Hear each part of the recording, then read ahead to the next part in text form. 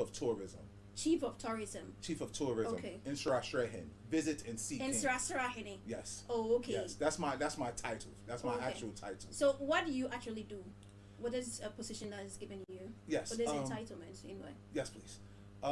We organize tours, we organize naming ceremonies, we bring special events because Elmina is an ancient town, now which is now a tourism attraction. Okay. And Elmina has a great history. Elmina is the first European settlement. Yes. The first the first Western structure was built in Elmina. The first schools, the first churches, the first Easter, the first Christmas. We celebrate Ghana Independence Day in Accra, but the first rally for independence was in Elmina. UCC is one of the top schools in all of Africa. Right. When UCC was built, it was built on Elmina land, and when they redrew the lines, it became part of Cape Coast because the name was University of Cape Coast. Okay. So Elmina has a rich history, and they said, we want to give you a stool that fits your skill set as an event planner, as a tour organizer, and that matches the village and the town. Okay. So they said, well, Elmina and tourism go hand in hand, so we want to make you our tourism king. Okay. So now, being a tourism king, Yeah. I want to know the impact that you've brought to the people that gave you that instrument. Oh, we've done so much. So what have you done? Yeah, we've done so much. There's several accomplishments. The main accomplishment that's really feeding the immediate village and that's trickling through the towns is that we started to do traditional Ghanaian naming ceremonies. Okay. Now, what happened was the village had already had a naming ceremony business, Okay. but they didn't know how to market it properly. I was able to sit down with the leader of the tourism company and I taught him how to market it. Like I was explaining to you earlier, I've been an event planner. I was I'll say a B-level New York City party promoter long before I became a A-level tour operator. Okay. So a lot of people have great ideas.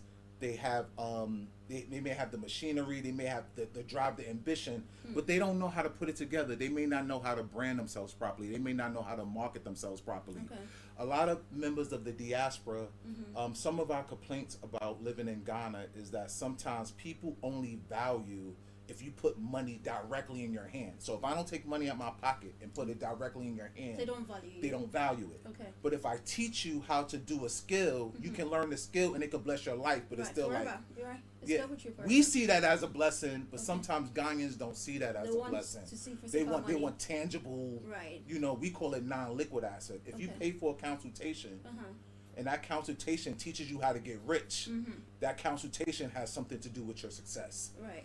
So the naming ceremonies, so many tour operators, so many travel agencies funnel their traditional Ghanaian naming ceremonies through Elmina. And that has brought a lot of growth and development. We've started scholarship programs, we started small businesses, fundraising, educational programs. And then me personally, I also adopted a government school, model basic.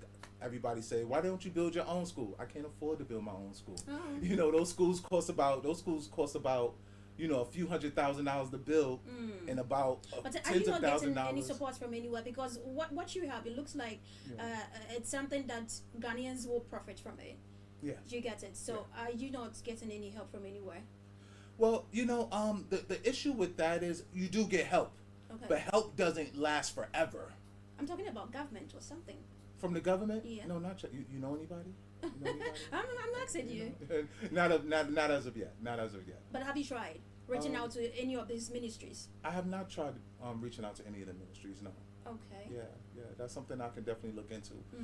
Right now, I work primarily with the traditional Edna Council and my immediate family. Oh. Just because you're not complete, it doesn't mean that you're not growing.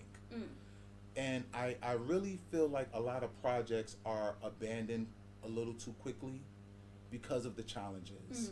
Because diasporans, we are taking in a lot at the same time. Okay. We're taking in a new language. We're taking in new sounds. We're taking in new ideas that everywhere you go, something I call all black everything. All the politicians are black. All the doctors, all the lawyers, all the business owners, all the school teachers. I come from a place that's one of the most blackest places in America you can be, Harlem, New York. But when I go to the store, One store is owned by Asians. The next stores are owned by Indians. The next stores are owned by Europeans. The next stores are owned by Latinos. And then we might see a few people who look like us owning stores. But here, we get to see that it's just all people with the same skin color. People don't even know that you're American until I open my mouth, until I speak. Of course. And that's a challenge that people, they feel it's a level of betrayal when it's not betrayal. Just like you touched on earlier, is a lot of Ghanaians and Africans on the entire continent, they dream to come to America. Right.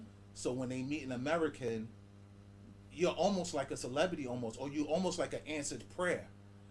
And what I tell a lot of my American colleagues, but do you find that funny? It's not an issue that I look at Ghanaians. I look at the issue. It's a diaspora problem because we don't necessarily realize the impact that we're having on that environment. And one of the things that I've been saying that seems to help people understand: what if you're living in a regular neighborhood? What if you're living somewhere we call it a project. Y'all may call it a village here. In America, I would be a Zongo boy for me growing up. They didn't like when I used to say that. I just be like, no, people need to know who I am. I'm real. I'm raw. But what if this millionaire just moved into your neighborhood and act like nothing was wrong? We see you on TV. We know you're a millionaire. Why are you walking around here like everything's okay? And I think a lot of Americans don't really understand when you have access to American capital, which is the real reason that most Africans want to go to the United States. The infrastructure, the internet, and the money. Right. Because I see everybody move back as they age. And I try to explain, in America, they keep you sick with all the Western pharmaceuticals. You come in with a cough, they give you a medicine, the medicine make you sneeze. Then you have to take another medicine to stop you from sneezing. And then the sneezing medicine will make you sweat. Yeah, and it's just a chain reaction. Each medicine, they keep you medicated, and we call it big pharm. Pharmaceuticals is big money. Keeping people sick is big money in the United States. Right. Yes. Right. And you keep buying more and more medicine. You keep coming back. I see. The difference here in Ghana is actually easier to keep yourself healthy if you have enough money to take care of yourself. Okay. Where America, it keeps you sick. Okay. Because it's big business in being sick. Right. Here, you can actually keep yourself healthier longer. But once you are sick, one time I went to the hospital. I didn't know I was in a teaching hospital. And they messed me up bad. What did they do to you? Missing my veins for my blood for my IVs and telling me my blood pressure was 500 over 320. Because it was a teaching hospital. It was exactly. I didn't so know they were that. using you as an experiment. They was using me and I was in for pneumonia. I was planning on moving from Ghana, go to abroad just to start a life. What would you tell this person? I would tell them that start changing yourself while you're in America. Okay. The issues that you have in the United States or whatever country that you're in, you're going to have them same issues in Ghana. If you have a bad attitude, if you have anger issues in the United States, you're going to bring your anger issues to Ghana. Okay. If you have a history of being in toxic relationships in the United States, you're going to find yourself in a toxic relationship here in Ghana. So change starts from the inside, and it's a long-term process. Okay. So I would tell people to take a long look in the mirror. If you got to read the right book, if you got to get therapy, if you got to go to yoga classes, start working on the problems that you have now, the issues that you have now, because you're going to take them to Ghana. But also understand that the gifts that you have, you're also going to bring those in Ghana. So if you manage your money well in the United States, you're going to manage your money well in Ghana. If you have a history of being a good friend, a reliable person, or a reliable business partner, you're going to make good friends here in Ghana where you can network properly. I asked you this question. I deliberately asked you that question because people have that mentality, that when you move abroad, it's all going to be, they have their own fantasy, whatever they are living. The grass is greener on the other side. Exactly. Life is going to change. You're going to be rich. Yeah. Is that how it is? There's more opportunities, but it depends on the individual person. There are people who have skills here, but they're bogged down because when you rise to the top, they're like, "Who are you?" and they pull you back down, and that's pretty much everywhere. They pull you down. They pull you down, but it's anywhere that you go. When you have your gifts, that's the land of opportunity. There is more jobs, and if you manage your money well, you can send the money back to Ghana. Exactly. You can find a place for you, especially if you get the right programs, the right scholarships. People around the world, like President Donald Trump, is selling American citizenships for $5 million American dollars now. You know, you have to buy citizenship in America. Right. You have to pay $5 million. And I'm also a Ghanaian citizen now. Oh, okay. I got my Ghanaian citizenship in just this past November. Oh, congratulations. Yeah, Madasi. Yeah, So I'm now you're a happy. Ghanaian. Yeah, me a Ghanaian. Oh.